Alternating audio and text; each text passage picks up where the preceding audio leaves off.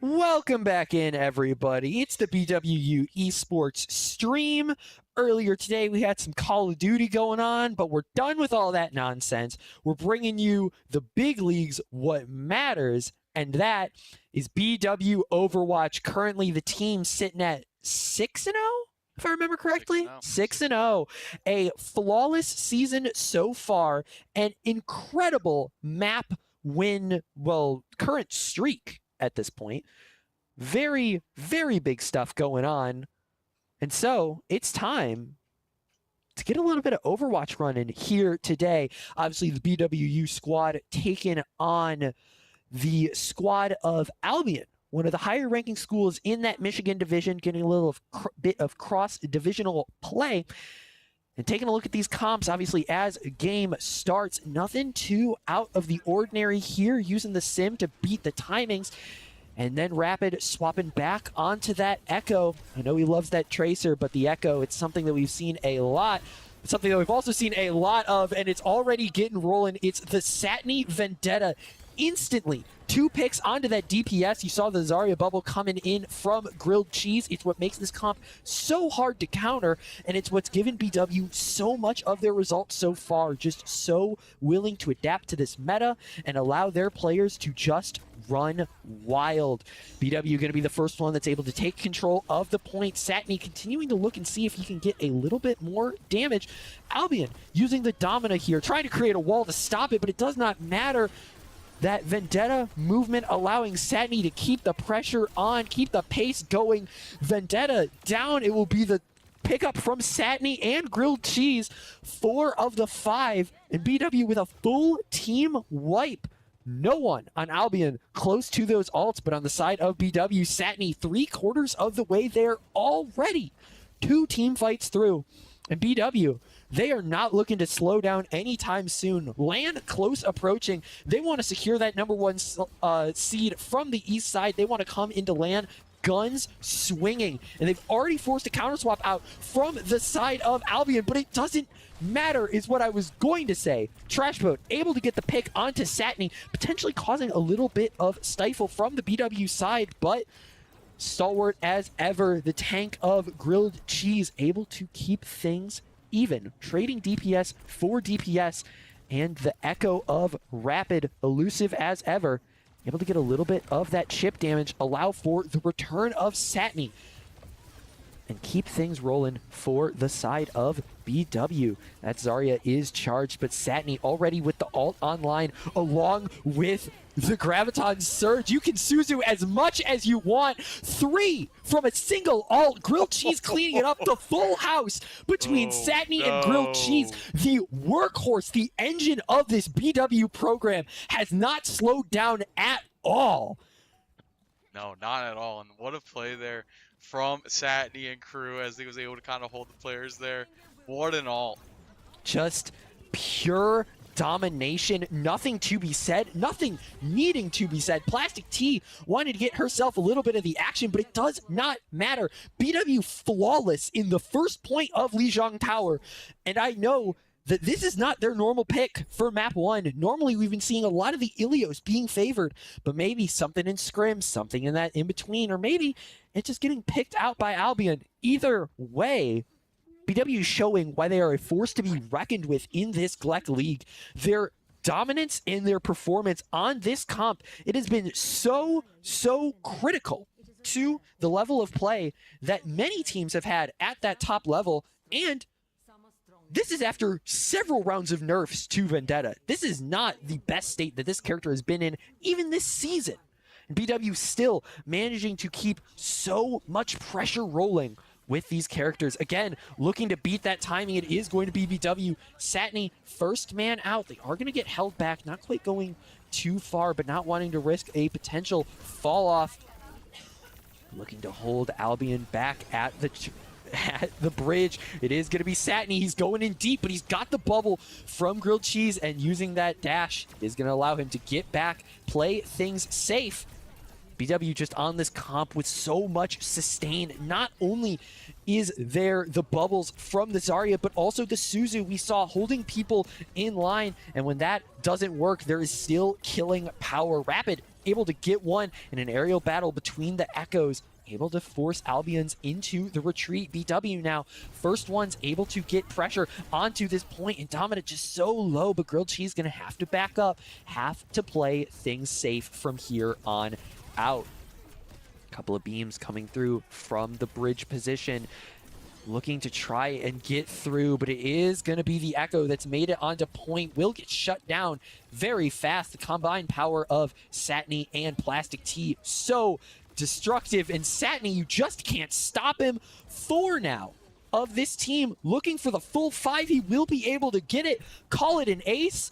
All 5 by his own hand, continuing. BW just not slowing down at all, not wanting to stop, and not wanting to give Albion even a chance to try and get things rolling. Satni with the ult in the back pocket. Grilled Cheese still about 20% away as Albion tries the other way, potentially waiting to rip that ult until they have the guarantee of the Graviton Surge. But again, with such a close corridor, in all honesty, he could do it if he wanted to. Big spin coming out of Satni. It will be a little bit too much, trying to get a little bit too much dip on his chip. He will go down, and it's going to be some back and forth coming out now. Some of the Albion players able to get something. Rapid now onto the Domino with the Echo ult, instantly shut down and full killed. It is going to be the brought down of Plastic T, and Scarecrow now going to try and, well, be forced into the retreat as Satni goes down. BW gives Albion their first little bit of control in this Lijiang Tower, well, entire map here on this second point. And now, taking that reset, taking the time to strategize. They have 4 of their 5 ults on the table. We could see a lot of things come out here on this initial. It will be the Graviton Surge looking for the 1-2 combo. Satni, another massive 3. Grilled Cheese able to find the 4th. 5th is just in. It's the Echo. It does not matter. Will not be able to get off the Domina ult, or the Vendetta ult. And the finish from Scarecrow on both the duplication and the actual Echo will allow for BW, again, now with 2 in the back pocket, both support ults, allowing for some more fight if it is necessary. 1 person on point, it is going to be the Kitsune Rush, adding insurance on the end of this. 1 person from the side of Albion going to be touching it is that Domina, trying to get things rolling, but nothing to be found. The workhorse, Satni, bringing things together. No one left to touch. It is just the Moira of Albion left alive, but BW with so little resistance, able to take map 1 dominant fashion here from the Yellow Jackets. Very dominant from the Yellow Jackets here, and man, did Satni and crew look good that game, or look that I mean, I'm gonna be honest, like, it looked great from the entire time. I could talk about all of these players, but the easiest one to look at is going to be Satni. 2 back-to-back 3Ks with that Vendetta ult. So much pressure being applied, and obviously Grilled Cheese coming in with the Zarya assistance. There's so much to talk about with these players. There's so much. We're seeing the true refinement of their skill sets. And with these patches, even though they're coming out and altering the game here and there, these players have found a way that they want to play, and there is nothing that is stopping them. You can ban out the main heroes that they want to play. You can try and pull the rug from under their feet and pull them to unsafe waters. It does not matter. This BW team will continue to put out the same pressure that they have all season without fail. We'll catch you at the start of map 2, because I'm going to be honest, this series is looking great.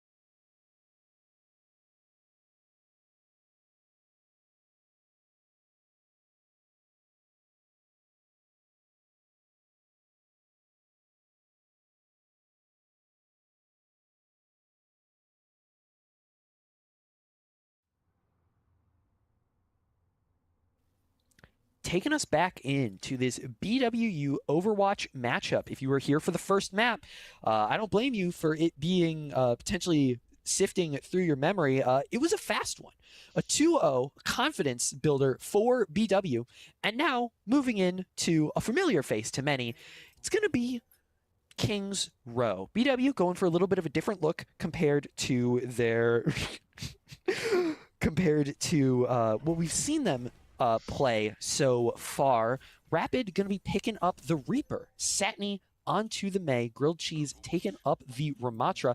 Plastic Tea on the Juno. And DeBoss Baby back on that Moira. Very aggressive comp. Grilled Cheese apparently swapping right back to the... I don't know what he's doing. He's figuring it out. But this team comp, if I already can get a read on it, it is play fast, hit hard, do not let them think. Satni going to be going Widow for this opening pick. Maybe seeing potentially what he can pull. It is not going to be the pick as he now swaps back onto that Mei. But BW, they've already broken that opening line. Now sitting around this statue is Grilled Cheese, trying to figure out how they want to take this point. And it is just going to be Grilled Cheese deciding, we're breaking the line. I'm going to move forward, and I'm going to put pressure directly onto this point. It forces out the drop of a lot of Ashland's players, and even with the dive of the Winston into the back line, does not matter. A 1-for-1 trade. BW losing their Mei, but the side of Albion losing their tank. And now going to be losing the other DPS, Plastic Tea with the missiles, and it's going to be DeBoss Baby picking up the final pick on to Albion's Mei. That's going to be BW quickly looking to take this first point and move themselves closer to this map 2, continuing things forward. Also, pardon my language, if I do say Ashland, I mean Albion. We have a COD LAN going on right now. One of the matches is featuring Ashland. Our current pool is featuring Ashland. So, just a little bit of that on the brain. Been working on that all day.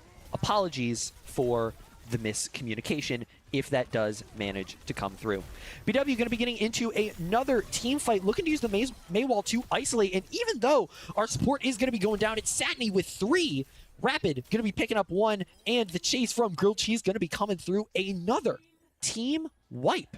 BW extending so far that they actually lost control of that payload. Going to have to dip far back to be able to get that back rolling. And even though you can get the kills, the objective of the game mode is to push that payload around. So we are going to be needing to see a little bit of players be able to stick back and keep that payload up and running. But BW, with the amount of space that they've been able to take, they are going to want to abuse that to its fullest extent, as we see Grilled Cheese with a couple others of the BW squad extended far up, looking to keep this pressure and this pace. And Satni and Grilled Cheese may not be on the same agents or heroes as before, but still both having their ults up at the same time, a potentially deadly combo that we could be seeing on to this Albion squad, especially with the swap over to the Junker Queen, resetting that tank timer. And it is going to be the pop of at least the Mei ult, and it is actually going to be the pop of the Nemesis form. Now, BW are going to go down 2, but the pressure from the Coalescence and the Revengeance from both the tank and DeBoss Baby will be putting so much onto the side of Albion that BW actually going to be able to bring it through. A melee kill from DeBoss Baby finishing off the life grip. And BW now, they're going to be taking this second point, looking to give themselves a swift 3-0 to start off this Kings Row half. After that, they'll swap over to that defense and look to see how well that they can hold. Simple plays here for BW. A couple of those ults on the board. The orbital assistance for Juno and the Death Blossom for Rapid on that Reaper potentially could be very big. Rapid gonna have to relinquish his place up top, but it is gonna be both of the Juno ults coming out along with the Death Blossom. Rapid actually extending well beyond, getting 3 there. Able to pick up all of the squishies that were on the board. The 4th falling to the side of Grilled Cheese. One man left. It is the Juno sitting up high, is going to try to escape, but it's going to be a massive stagger for the side of BW. Only so much that Albion can look to do for this touch, and it won't even come through. 4 minutes and 14 seconds left on the clock for BW as they get a full capture on this half of Kings Row, and now swap over to the defensive side. VW is dialed in. I think that is the most time they probably had in the last 6 games that they played, with it being 4 minutes and 14 seconds. I don't know. I feel like the last time that they played, what do you call it? The last time that they started attack on a hybrid map, I feel like they had something exorbitant for their time. Either way, still very, very impressive. Low key, I might be confusing rivals. I'm not going to lie. Maybe confusing rivals. Because we did have that one massive where Ben was just in the corner throwing big punches. Yes. So, but no, if you're Albion here, this is the time where you got to start turning it around. You know, like they got to figure out a way to kind of counter what BW is doing, and they're doing everything. Yep. You know, there's been no flaws in what they've been doing. Yeah. The issue with countering what BW is doing is BW is playing a very heavy style that's good for isolating picks, specifically with that Mei. We've seen that wall come out several times, used literally just to isolate 1 or 2 people and get them. It doesn't matter if BW goes down 1, they're almost always up in numbers just because of the Mei wall isolation. Because even if Satni ended up being one of the people who was picked first, especially on those initial pushes, they still were able to go up in numbers because of the Mei wall isolation, because of what that brought. And now BW, they're going to be looking to see what the initial play here for Albion is. A little bit of an interesting DPS line combined with the Malga. It is going to be the Sojourn and the Venture coming out, applying a little bit of that pressure that we see from some of those main DPSs and some flex DPSs. The Mercy pick here is something that I am very interested in. And as we see, that Venture could have gotten isolated, but nobody quite close enough to finish off that pick. So BW still going to be holding this opening gate, still going to be holding this zone, not allowing for Albion really to crack it, but it is going to be the drop of grilled cheese. However, BW, like I said, able to go up 2. They may not have gotten the tank of Albion, but still able to apply so much pressure and force Albion onto a little bit of a retreat, onto a little bit of a shift up in their game plan. They can't quite push as far as Rapid now sitting in the corner, able to get so much damage onto the Malga before he needs to fall back, and he's able to fall back right into the open arms of his healers and his other DPS. Satni already having the Blizzard, gonna pop that, should lead to the pick onto the Malga, and it does, and the isolation comes through as well, cutting off one of their rotation points. BW now, 2.5 minutes left on that clock. Albion, no progress made towards that initial point. And just now, the Nano Boost coming online for the side of Albion, something that could provide massive implications for this roster, especially with the Excavation initiation being so close for the Venture of Albion. But DeBoss Baby playing in this corner, playing his signature Moira. It's a character that's so slippery, so hard to pin down, and especially for someone like DeBoss Baby, it's shown so much. But Satni going to be getting the opening pick onto the Venture. No quite isolations yet, but Rapid, I believe, so far out, he is going to get finished down. So BW now going 1 for 1. DeBoss Baby with the Coalescence in the back pocket, but it isn't even going to need to be used. Able to keep his fellow support up as the rest of BW just able to apply so much pressure. It's 1:40 left on the clock, and Albion have failed to get past the statue 3 separate times on this push. The amount of pressure that BW is able to consistently hold up is insane. 5 ults on the board. They have not been able to be stopped yet in this match. With 1:20 left, Albion has maybe 2 good pushes out, but they need to get that first push going fast if they want to have that second one not be insanely rushed. Even if they do push, BW is just going to slam with all 5 ults, and it is not going to be looking good. Yeah, this is the other isolation, things that I was talking about. The Malga ult is going to come through, but in response, it's 2. It's the Death Blossom, the Orbital Laser, and Satni's ult. Unfortunately for BW, though, they are going to crack a triple commit of ults, but it is going to get so much out of the side of Albion. 40 seconds left on the clock, but Albion going to be able to extend it just a little bit. Now, BW needing to stop a full push from the side of Albion. An unfortunate scene there at the end of that first point, but BW, every once in a while things may go a little bit wrong, but known to regain, reset, and continue their push forward. Again, with still an ult in the back pocket, the Coalescence being invested rather early, but it's just going to allow for the Boss Baby to build up a new one and start things working. Grilled Cheese with 3 coming out from this Nemesis form, able to find the 4th as well, and just able to get the full team wipe for BW. It is going to be Albion now onto that full reset. 2 minutes of time still on that clock, and Albion haven't even made it past the first archway. BW looking to continue the pressure that they had so far and force Albion into an uncomfortable position. So much to be found. Another team fight around this archway is the way that it's looking. Grilled Cheese, Sadney's ult just coming online. Grilled Cheese, the only other one that is currently available for the side of Albion.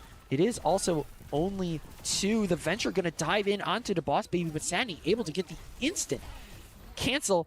And unfortunately, the OC coming out, able to find Satney in a little bit of a breakaway that Albion is trying to make work. But the moves from Grilled Cheese, the ult is going to get popped. The anti will come through, but still all online, providing so much pressure. Grilled Cheese will go down, but it forces a lot of utility out from that Albion side. The only ult that is actively online is going to be that Venture, the final form for Ramatra, almost able to come online. But again, BW going to be able to have another hard choke that they're able to play around, that they're able to hold down. Albion now with 1 minute left, and especially with how far they are, is going to be potentially dangerous thing to be looking at. Rapid able to find the first and able to find the second. The Boss Baby comes in with the 3rd and the 4th. 1 man left for that Albion squad. It is the Venture deep in the backline of BW. Grilled Cheese finishing it off, and now 30 seconds remaining for BW to full hold this and go into the 3rd map up 2-0. Albion giving significantly more resistance on this map than what was shown on the first, but BW continuing to hold and continuing to play their bullying playstyle as well as they have. Sadney looking to get some of those long-range picks. It is going to be Grilled Cheese able to finish off the Venture. As we say that, the Coalescence coming out for the Boss Baby. Grilled Cheese able to get another, finishing off the Ramatra. It's another BW map win, 2-0 in the series. BW taking that one 3-1. Any notes? I mean, again, they responded well when they were able to get broken up there in that last couple minutes there. But no notes. No notes. Low key, same here. We'll catch you in map 3.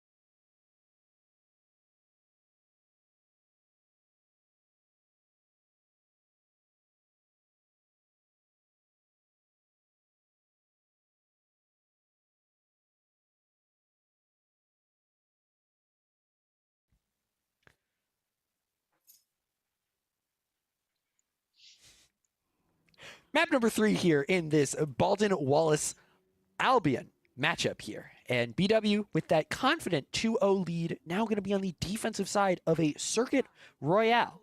Going to be running something a little unstandard, something that we haven't seen before on this stream yet. But I would not be surprised if A, this is something that has been practiced, or B, things got banned out, necessitating a move like this. Big points of note are going to be the DeBoss Baby Wu Yang, one of the first times that we're going to be seeing this actually on the stream here. I know he's been working on it a lot in ranked, but it's something that we haven't quite seen in a while. Another big note is going to be the Ana on Ana. And I was going to get to it, but he is making himself know. Satni on the Genji, embracing his inner demon, being able to bring out one of the old players that we had on the team, Kai. Gonna be able to fend off the first offensive from this Albion squad, necessitating a little bit of a reset and a restyling of their play. Albion now able to get onto that cart, gets things a little bit rolling, but as soon as you see a little bit of space for something to ride, could be seeing a lot more of the pressure coming out for BW, especially with the invincibility field from the Baptiste already being baited out. BW not choosing to pounce quite yet. They're just going to hold their positions, force Albion back, and make their position known so far. Just Rapid picking up Anran, one of the newest characters here, getting introduced within the start of, or restart of Overwatch, I should say, but still a character that has seen very limited competitive play, especially from our players. We've been seeing a lot of some of those other characters in these leagues. Anran, something that has been a little bit less experimented with and less brought up, but still BW holding strong. 2 minutes left on the clock, and Albion now sitting at this first big break. It is going to be the anti-grenade from Ana coming out, allowing for a lot of pressure to be placed onto Albion by the likes of Satni and Grilled Cheese. Grilled Cheese getting low on that hazard, but he's able to bring himself back with a little bit of defense, a dash back, and now looking to provide some more pressure on that front line. Sigma going to be brought kind of low, force out another one of the Baptiste lamps. As I say that, now Albion getting a couple of picks. They're going to be looking for some more, but the ult from Grilled Cheese provides some pressure, makes some things known. Unfortunately, a little bit of a bump off from the Sigma.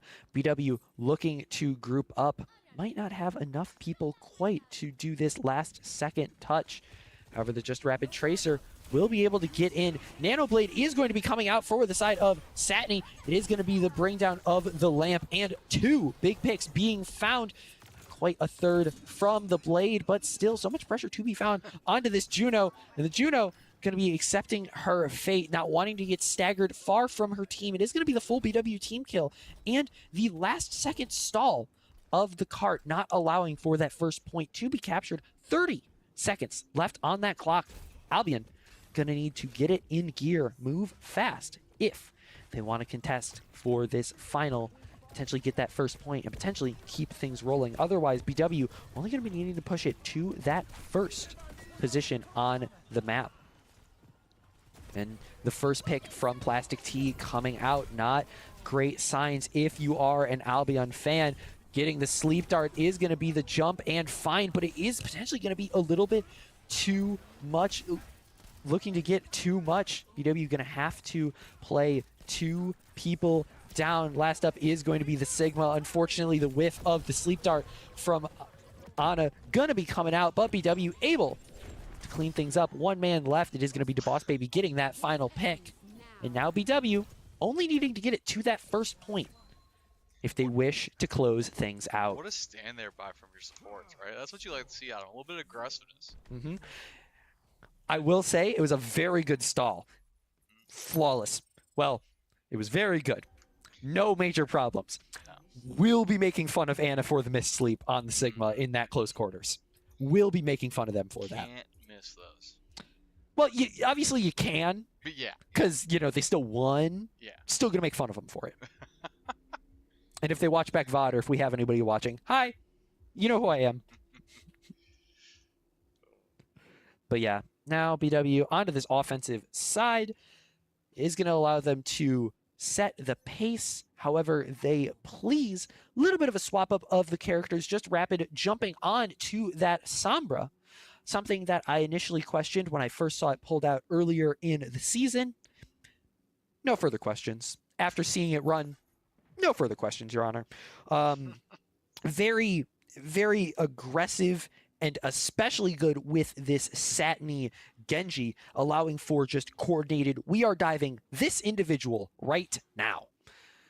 And even jumping into that grilled cheese, hovering over the Winston for a second, is going to be swapping back to the Hazard. Still not a bad choice for a game plan revolving around diving individual squishies, getting those fast picks, and forcing Albion to be down a player or two. Well, BW now forced onto that offensive position. And already Rapid going to be found out instantly. The Vendetta play on the side, something that maybe he was just not quite ready for. But it's going to force BW, going to be able to get a little bit of this position. But for the side of Albion, choosing to play a little bit further back, not really wanting to play quite as in the face of BW as we saw BW playing on their defensive half. Grilled Cheese able to get that first pick, and already now 2 of the dive characters up and in the backline. Satiny able to find the Sojourn and another one onto the Ana. Big damage onto the Juno. No questions, no further comments. Things look to be run almost flawlessly, and now BW just a couple of meters away from closing things out. Albion will be close enough to get things back to potentially be able to get a touch here, but it is going to need to be coordinated, and it's going to need to come out soon. It is going to be the dive-in. Satiny going to be getting a little bit low, potentially dangerous with that anti that was already on. It is going to get canceled out, though, and so many of the DPS so low. It is going to be the pick onto the Genji coming out first for the side of BW. Going to be able to get that health pack, allow Satiny to get back up. Things starting to get potentially a little dangerous. Sojourn gonna be down along with the Ana. Last one up is the Sigma. Juno up as well. Finish it off. Count it. Run it. Put it up on the board. A BW 3-0. I don't know if that's record time, but I'd say it is. I know you're not gonna like this wording. It's damn close. It is pretty close. It was pretty close, but I mean they've had a couple games like that this season, and kind of watching them continue this like domination throughout the season. I mean, 7-0. That's probably the best start to any season that any team has had. Low key, I don't think there's another team that's had a better start.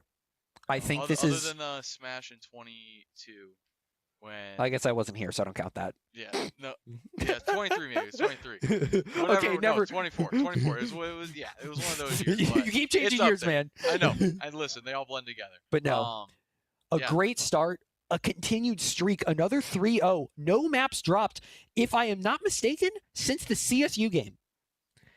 A season-long record and consistency of dominance put forth throughout these matches. And with LAN just under a month away, looking in prime position to really cause a ruckus and put BW on that stage in the GLEC playoffs. We'll catch you next week with more BW Overwatch, but we'll catch you tomorrow with more of BW Broadcast, bringing you more of the Call of Duty LAN. We're kicking off bright and early, 8:30 a.m. tomorrow, trying to get these matches in, get things rolling, and get our players up to that top 6 as fast as possible. We'll catch you tomorrow.